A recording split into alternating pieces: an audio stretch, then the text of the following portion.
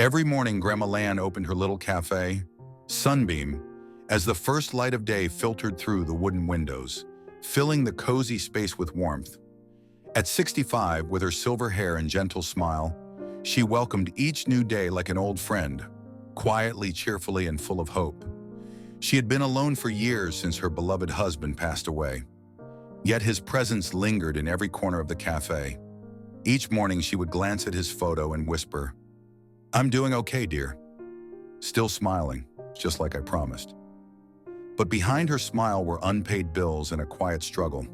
The customers were few, the money low. She would sit alone at the back table, surrounded by overdue notices. But somehow, she always managed a soft laugh. "It'll be all right. Somehow," she would say, more to herself than anyone else.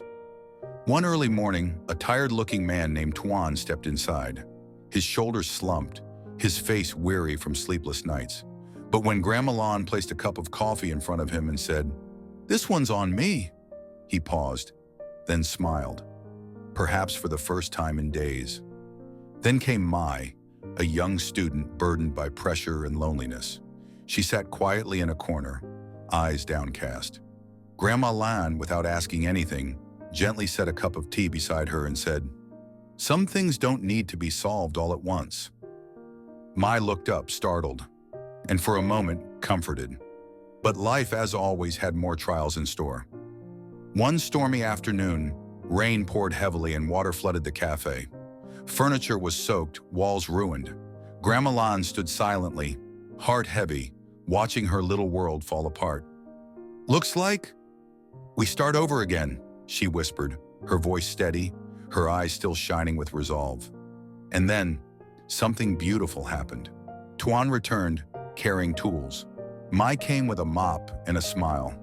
Others followed, neighbors, friends, strangers once helped by Grandma Lan. Together they cleaned, repaired, and painted. Piece by piece, they rebuilt not just the cafe, but the spirit within it. On reopening day, Sunbeam Cafe was alive again. Laughter echoed, coffee brewed, and Grandma Lan stood behind the counter, beaming like the morning sun. Years passed. One day, Mai returned, no longer a struggling student, but a confident young woman holding a bouquet. "Grandma Lan," she said with emotion, "I've never forgotten those days." "Thank you," Grandma Lan hugged her tightly. "As long as you're happy, dear, I'm happy too." At sunset, Grandma Lan watered the plants outside the cafe. The street glowed gold. The neighbors waved as they passed, and she smiled. That same quiet, powerful smile. Because sometimes all it takes is a little kindness and a positive heart to create something truly extraordinary.